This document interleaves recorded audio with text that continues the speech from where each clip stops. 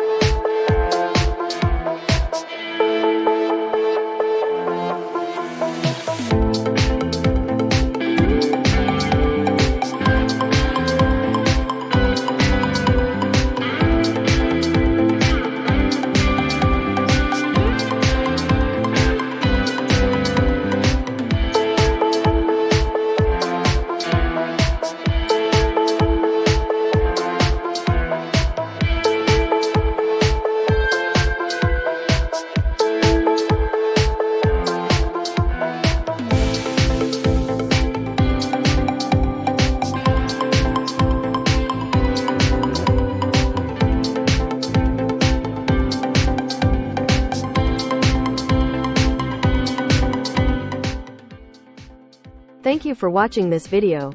If you like this video, to see other tutorials, please subscribe and don't forget to like and comment. Thank you.